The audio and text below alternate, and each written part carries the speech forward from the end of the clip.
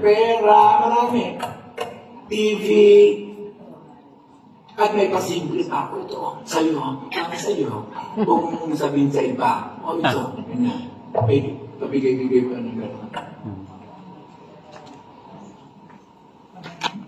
Naging best actress siya. Kauna-una ang artistang Pilipino na naging best actress sa isang A-list festival sa Cairo. Sabi niya sa akin, dali ka sumama ka.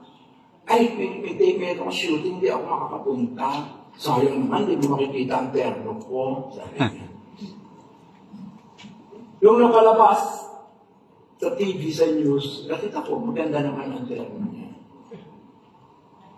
Dumating siya dito. Sabi ko, sayang, hindi nabigay sa akin ng trophy. Hindi, ibibigay ko sa iyo yung merong parang malaking gano'n, binigay sa akin ng best picture ang Global Depression. Nagustuhan siya ng mga tao. Ganon din sa Malaysia. Nanalo siyang best actress sa Malaysia. Marami pa siyang mga award, pero hindi ito naging dahilan upang malayo siya sa ordinaryong tao, upang malayo siya sa mga kasamahan niya sa trabaho. Hindi ito naging hadlang. Hindi tumaas ang kanyang ere. Siya pa rin sinoro-honor na nasa lupa. Siya pa rin sinoro-honor na hinahaan ng lahat ng tao. Sabi nga niya, sa Himala, bilang Elsa, nung kausap niya yung documentalist na sa Spanky Manikan, magiging kalansay na tayong lahat. Pero ang sining na ating ginawa ay mabubuhay ng matagal sa habang panahon. Yun si Ate Guy.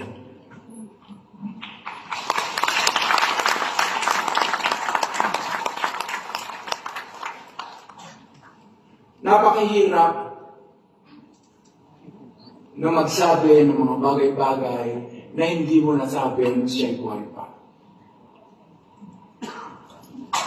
Hindi ko man lang nasabi kay Ate Guy nung buhay siya na isa siya sa pinaka-importanteng tao sa akin.